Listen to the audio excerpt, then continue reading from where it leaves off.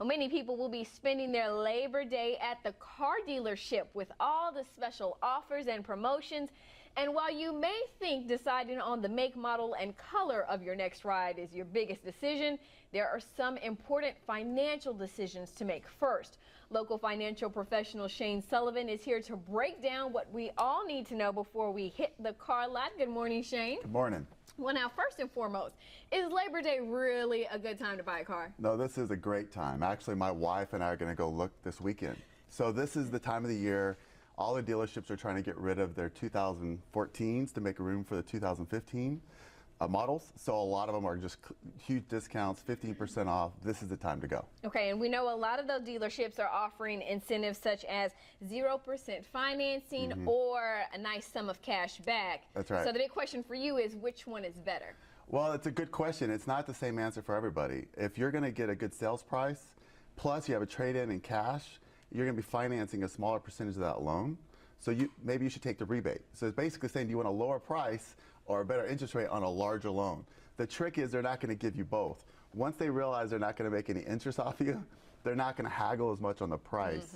So we actually have a calculator on our website at valhavenwealth.com where somebody can go and kind of figure the numbers for themselves. But you seem to think that 0% interest is always the better deal, like you won't pay interest on the car. Well, actually, having no car payment at all is the best deal. Touche, touche. So pay off a car. So if you, like right now, they're going to give you some deals. You're going to get a good price. Plus, if you put some cash down, bring in a trade-in, go ahead and look to pay that car off. That's the idea. Okay, now the other thing we want to talk about is some of these dealerships are going to try to get people to lease, and leasing is growing in popularity, but is it really a smart financial move? Well, again, now I believe you should buy a car, look to have it paid off, and no car payments. That's the goal. But leasing does have some perks. If you're thinking about that, you need to answer 3 questions. 1, do you have the cash? Because you're going to have to come up with probably 10% down, and sales tax is another 6.25%. So you're going to have to, that could be anywhere from $5,000 to $9,000 up front. So if you don't have that money, where you can get into a lease for maybe $1,000 to $2,000. So that's the first thing you think about. How's your credit?